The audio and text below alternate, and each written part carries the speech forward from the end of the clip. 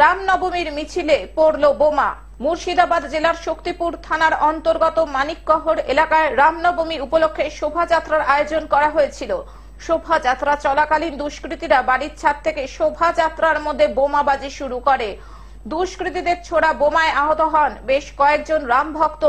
বোমাবাজির ঘটনায় শোভাযাত্রায় হুড়োহুড়ি শুরু হয়ে গেলে পদপৃষ্ট হন বেশ কয়েকজন।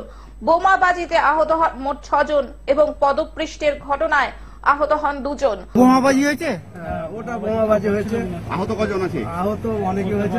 কি নিয়ে গন্ডগোলটা কি নিয়ে লাগলো? র্যালি বেরিয়েছিল, রামনবমীর র্যালি বেরিয়েছিল।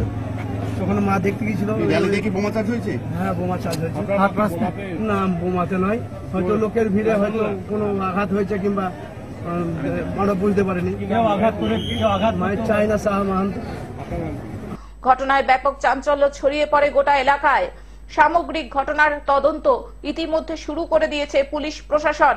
আহতরা বহরমপুরের মুর্শিদাবাদ মেডিকেল কলেজ ও হাসপাতালে চিকিৎসাধীন। মমতা ব্যানার্জি মাননীয় মুখ্যমন্ত্রী তো স্বয়ং একটু জোরে বলবেন নোংরামির জন্য, কারণ উনি 17ই আজকে হচ্ছে এপ্রিল, উনি প্রথমেই বললেন যে 17ই এপ্রিল দাঙ্গা দিবস।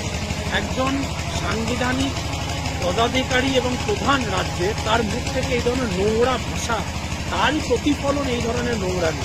ভারতবর্ষে কোথাও দেখেছেন আজ পর্যন্ত অন্য কোনো সম্প্রদায়ের ধর্মীয় শোভাযাত্রায় আমাদের সনাতনী সংস্কৃতির কোনো মানুষ কোনো রকম একটা কুটুক্তি, অন্যায় বা এই ধরনের কোনো নোংরামি করে না। কারণ আমরা অন্য ধর্মের প্রতি আমাদের সম্মান আছে, নিজের ধর্মের প্রতি আমাদের বিশ্বাস আছে। এই নোংরামি সম্পূর্ণ এই রাজ্য প্রশাসনের ব্যর্থতা এবং এর জন্য দায়ী স্বয়ং মুখ্যমন্ত্রী নিজে।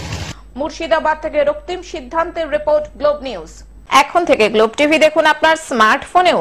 গুগল প্লে স্টোর অথবা অ্যাপল স্টোর থেকে ডাউনলোড করুন গ্লোব টিভি লাইভ অ্যাপ। এছাড়াও জিও টিভি অ্যাপ থেকেও দেখুন গ্লোব টিভি লাইভ।